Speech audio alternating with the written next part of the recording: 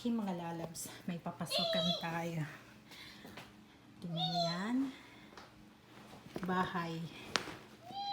Knock, knock! Kulit. So, may... Tadaan! This is my house. Charot. So, ano to? Para sa mga halaman ko. Ayan yung growing lights niya. Tapos, meron siyang fan dito. Tingnan niyo yung sahig. Sabi ko, parang gusto ko na lang tunugan to. So, meron siya dito. Oh, parang inaano to dito para hindi siya matupi. Malukot. So, ganyan siya dapat para hindi matupi. So, yan, mga ano to. Para sa hangin. Ayan, may kunting fan tayo dito. Tapos, ito, pwede ito buksan sa sa labas. Kailangan naka-ano to dito para hindi ano siya matupi ba. So, ayan. Ganyan siya. Ang ganda ng ano niya. Loob. Parang gusto ko na lang matulugan dito. Ayan na. Lahat na naka-ano na siya. Oh, may makulit ako dito. So, ayun. Para sa halaman ko to. Naka-close to siya. Para din walang makapasok na kapag malamig para sa halaman ko. So, hindi talaga malalamigin dito yung halaman. No, me. So, ayan. Ano to? 4x8 size niya. So, siguro pa siya naman dito yung ano ko. Pa siya naman dito yung mga halaman ko. Ayan, close talaga siya. Plus siya. Oh, walang hangin talaga na makakapasok dito. Yan lang yung fan. So, hindi siya malamig. Kasi may ano tayo. Ayan, growing lights. Yung growing lights medyo mainitin. Tapos sa labas, meron heater. So, ito siya. So, pwedeng tulugan talaga. Maganda mag-camping. Ganito yung ano, tent. Right, girly? May makulit dito. Suot sa yung ano ko. Kay lalabas naman tayo. Pakita ko sa'yo sa labas. Where's the zipper? Open it. No.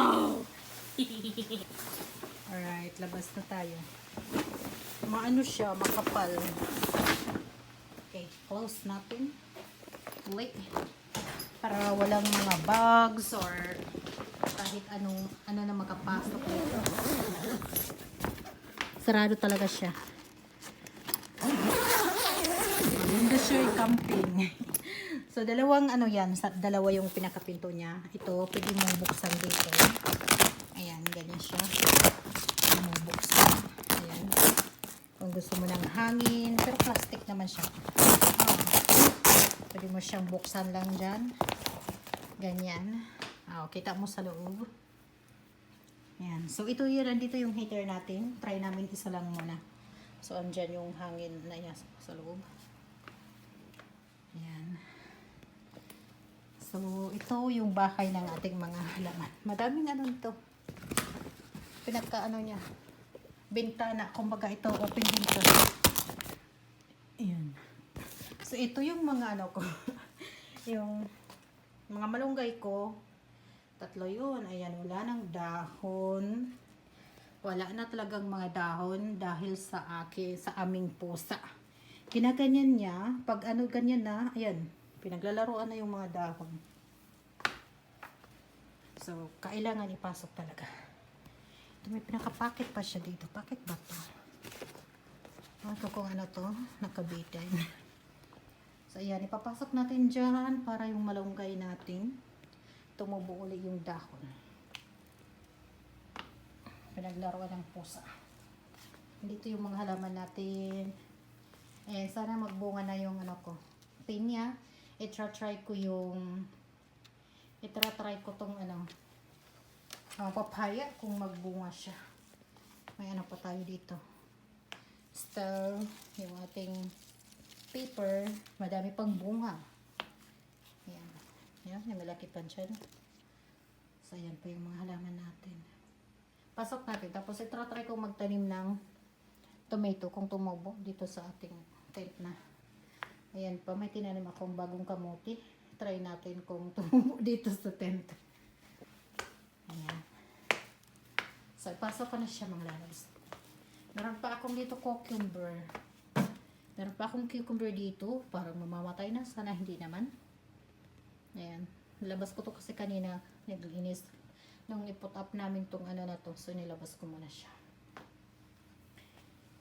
Tingnan nyo, nagka-dunot-dunot na yung mga tomato. So, sana tumubo siya dito. And then, i-transfer ko na kapag tumubo na siya sa mga paso. I-ano ko to. Patutubuin ko na lang dyan. Hello! So, ito na yung plants ko. Looks like they are doing well, actually. Green na siya. Tingnan niya yung lemongrass ko. Nag-gray-gray na siya. Dati, ano yan siya? Yellow. Yellowish yan sila. So, yun. So, yung mga plants ko, pinasok ko before mag-first frost. Ayan yung mga cactus ko. Sa bahay talaga yan. Nilagay ko lang dito kasi dinilagyan ko ng dekorasyon pang Christmas. Kaya dito ko na binaba at meron tayong pasaway doon yung pusa. So ayan yung little fan niya. So ayan yung, sana magbunga na tong pineapple ko. Ayan, meron pa akong ano dyan. Ewan ko kung mabuhay siya. Pero parang namamatay. Yung cucumber, pinasok ko rin kasi sayang. Then ito yung papaya natin. Try ko kung magbunga siya, kung maging success. So, andito pa yung ano natin, bell pepper. Marami pa kasi siyang bunga, kaya pinasok ko. Tingnan nyo. Ayan, nagdidilaw na siya. So, malapit ng ano. Marami pa yan. Oh. Sana maging okay siya. Tapos, nilagyan ko ng mga carrots dyan. Yung carrots sa kitchen, tumutubo siya. So, pinutol ko. Tapos, ayan, nilagay ko dyan. Ayan yung mga cactus natin. So, meron pa siyang, so ito yung, so ayan, by the way, yung ano niya, growing lights. So, dalawa yan. So, dito, yung mga ganyan, para sa hangin yan, pwede natin buksan yan. Ngayon, sa mga sarado yan, magpakasara yan para sa loob lang. So, yan, nag-circulate naman yung ano dito. Yung air. Ayun. Yung hangin. Punta tayo sa kabila. So, dalawa yung pinto nila. So, maganda tong tent na to, mga lalabs. Pang winter talaga siya para sa halaman. Para sa halaman to na ano, na tent. Maganda siya. Maganda yung ano. So, andito yung pangalawang pinakapintong niya. Ito na yung paper. So, ito yung pangalawang pintong niya. Para sa halaman dito. Para maabot natin kapag magdilig. So, nagdilig na ako isang beses. So, yun, nag-gray-gray na siya. Mga yellowish na yan dati eh. Kasi ilang days ko din nakatambay ito sa ano. Dito lang sa garage. Ayan, nag-gray-gray na siya. Mga yellowish na yan dati. Ito yellowish pa siya. So, nung isang araw, nagdilig na ako. So, yan yung kay hubby, ano? Paper. Ay, parang namamatay na yung dill. Ayan. Pero nakapag, ano na yan si hubby, nakapag-harvest. Ayan, pati dito, ang daming bunga nito. Nag-pickle si hubby.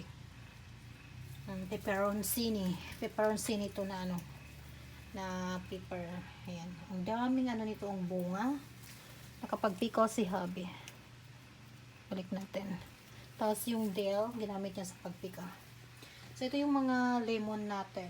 Dalawa yan. Ito yung calamansi. Sana magbunga na yung calamansi. Trinim ko to siya. Uy, may bulaklak na. Ayan, nagbubulaklak na siya. Tingnan nyo. May isang bulaklak dyan. Bulaklak, diba?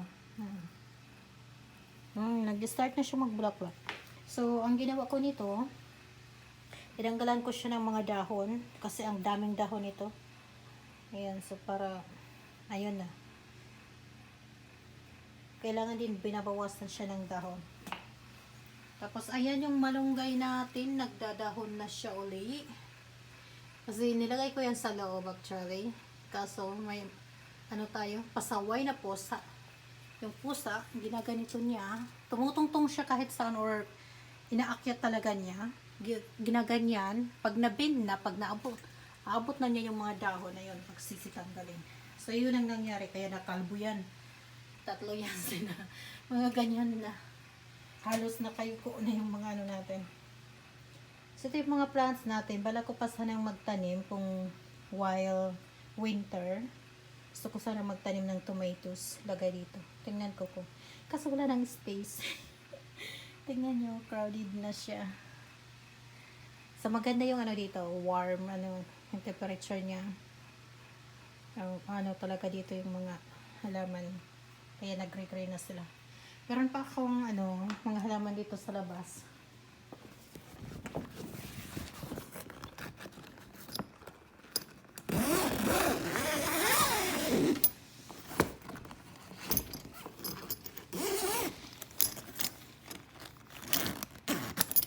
Ayan, so meron pa akong, ayan, sinara na natin. Dito na tayo sa labas. Dito tayo sa garahe. Yung wheels ng sasakyan, nagpalit kami sa truck. Ayan, meron pa ako dito. Maganda siya, oh. Parang gusto ko siya ilagay sa ano, sa tent pa. Kasi nagbubunga pa siya, may bunga pa siya. Hindi to naaanuhan ng growing lights eh. Ayan. yung latest. Ayan, paanohin ko to dito, patutubuin. Tapos tatanim ko. Nandito pa yung mga tira ko eh. May dill din ako dito. May dill pa. Yung snake plant. So, andyan yung heater natin. So, yung heater natin, dito pumapasok yung init niya papunta sa loob. So, bali hinihigop ng fan natin dyan yung init niya. So, okay naman yung temperature sa loob. Ayan, may ano pa tayo dito. Bubunga pa tong ano eh. Tomato. Yung mabango to, yung mabango. Nakalimutan ko siya. Kung anong tawag nito. Tapos may dalawang ano pa tayo dito. May dalawa pang papaya. Tapos isang papaya lang yung nasa loob sa plant. Sana magbunga yun. Oh my God. Ayan. So, ayan mga lalabas yung mga plants ko. Yun ang update natin sa mga plants ko.